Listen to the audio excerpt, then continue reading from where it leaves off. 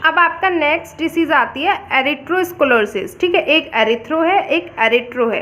ठीक है, तो ये आपकी इस डिसीज़ है कार्डियोवास्कुलर सिस्टम की। तो एरिथ्रो वाले में क्या होता है, उसमें तो कोलेस्ट्रॉल की वजह से प्लग फॉर्मेशन हो जाता है।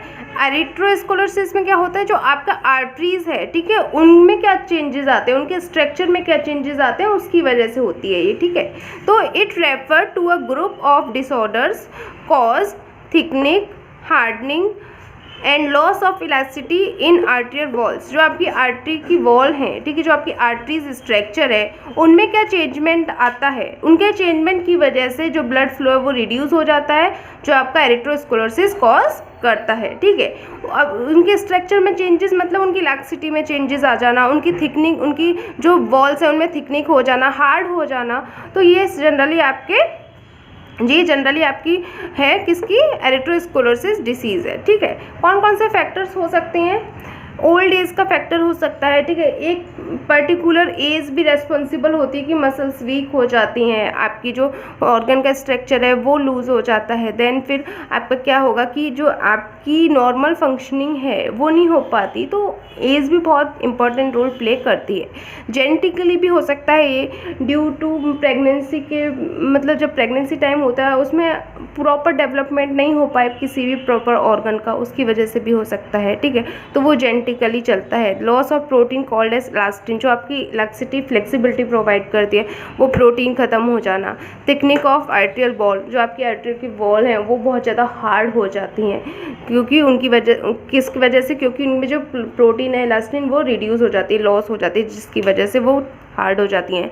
तो आपकी आर्टरीज का स्ट्रक्चर, उनके स्ट्रक्चर में changement, alteration in artery structure called as arteriosclerosis. Okay, अब आपकी हेडिंग आती है एरिथ्रोस्क्लेरोसिस की पैथोफिजियोलॉजी। प्रीवियस वीडियो में आपका जो ऊपर टॉपिक पोर्शन पे एंजाइना पेक्टोरिस रह गया था लिखा हुआ, उसके लिए सॉरी, बट ये पोर्शन आपका एरिथ्रोस्क्लेरोसिस का ही है। ओके, तो इसकी पैथोफिजियोलॉजी में क्या है, deposition of cholesterol beneath the endothelium of arteries. जो आपका कोलेस्ट्रॉल है, ठीक है, वो जो आपकी आर्टरीज हैं, आर्टरीज में भी फर्दर लेयर्स होती हैं, ठीक है, उनके जो बीनीथ वाला एंडोथीलियम का जो बीनीथ वाला पोर्शन है वहाँ पे डिपॉजिट होना स्टार्ट हो जाएगा। ठीक है, देन फिर क्या होगा, deposition of fibres and calcium ion in the cholesterol. फिर वो कोलेस्ट्रॉल में भी अपने LDL और अपने बहुत सारे लिपिड होते हैं, लिपिड के भी अपने फर्दर टाइप्स होते हैं, उनका डिपोजिशन होने लगेगा धीरे धीरे। देन फिर क्या होगा, वो डिपोजिट होके पहले तो नॉर्मली आपका मतलब लूज कॉम्प्लेक्स फॉर्म करेगा। ठीक है, देन फिर अगर हम उसको नहीं रिड्यूस करेंगे तो वो डिपॉजिट होके हार्ड हो जाएगा। ठीक है, देन फिर क्या करेगा, वो प्लग फॉर्मेशन हो जाएगा, और क्या होगा, आर्टरीज का जो स्ट्रक्चर है, ल्यूमेन टिश्यू जो है वो नैरो हो जाएंगे। ठीक है, तो जिसकी वजह से आपका आर्टरीज का स्ट्रक्चर चेंज हो जाएगा। तो ये आपका जनरल पैथोफिजियोलॉजी है, ऐसे होगा। अब आपकी नेक्स्ट हेडिंग आती है सिम्टम्स ऑफ एरिथ्रोस्क्लेरोसिस। ठीक है, तो हाइपरटेंशन होगा, मतलब आपका जो ब्लड प्रेशर है उसमें कभी हाई कभी लो वाली कंडीशन होती रहेगी। ठीक है, शॉर्टनेस ऑफ ब्रीथ में इनटेक में प्रॉब्लम होगी, रिड्यूस ब्लड सर्कुलेशन, क्योंकि आर्टरीज का ब्लॉकेज हो जाएगा, स्ट्रक्चर चेंज हो जाएगा, जिसकी वजह से सर्कुलेशन ब्लड का प्रॉपर नहीं हो पाएगा, मसल्स वीकनेस रहेंगी। तो जनरली सिम्टम्स हैं एरिथ्रोस्क्लेरोसिस के। ओके, अब आते हैं फिर कॉम्प्लिकेशंस ऑफ एरिथ्रोस्क्लेरोसिस। इसमें क्या होगा, हार्ट अटैक वाली कंडीशन अराइज कर सकती है एरिथ्रोस्क्लेरोसिस, या एरिथ्रोस्क्लेरोसिस की वजह से हार्ट अटैक हो सकता है, एंजाइना पेक्टोरिस की वजह से हो सकता है। ये सारी डिसीज़ एक दूसरे से कोरिलेट करके न्यू डिसीज़ के जनरेशन में हेल्पफुल हो सकती है, अगर इनको प्रॉपर टाइम पे ट्रीटमेंट नहीं मिला तो। हाइपरटेंशन की वजह से हो जाएगा, स्ट्रोक वाली कंडीशन अराइज कर देंगी। तो ये सारे, अगर ये डिसीज़ हुई तो ये सारे कॉम्प्लिकेशंस आएंगे आपकी बॉडी में, अगर ये डिसीज़ है तो वो वाली डिसीज़ के कॉम्प्लिकेशंस आएंगे। तो ये जनरली एक दूसरे से कोरिलेट करती हैं हार्ट की डिसीज़।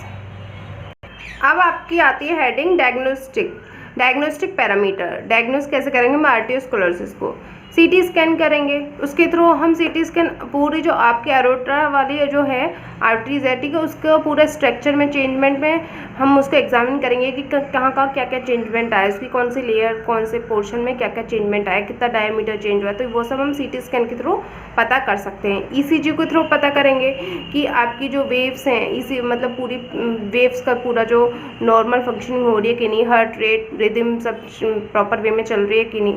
ठीक है, हार्ट रेट का एग्जामिनेशन, रिदम का, तो ये सब हम डायग्नोस्टिक पैरामीटर्स के थ्रू पता कर सकते हैं एरिथ्रोस्क्लेरोसिस को। देन अब आती है बात ट्रीटमेंट पे, ठीक है, कैसे ट्रीट किया जाएगा।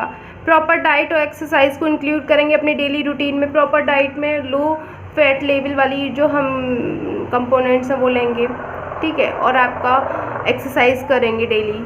एंटी कोलेस्ट्रॉल ड्रग लेंगे, क्योंकि कोलेस्ट्रॉल की वजह से क्या होगा, वो डिपोजिशन होने लगेगा, तो वो आर्टरीज में चेंजमेंट आने लगेगा, डिपोजिशन होगा, जिसकी वजह से वो बाद में फर्दर आर्टरीज के स्ट्रक्चर को चेंज कर देगा, तो वो एंटी कोलेस्ट्रॉल ड्रग लेंगे।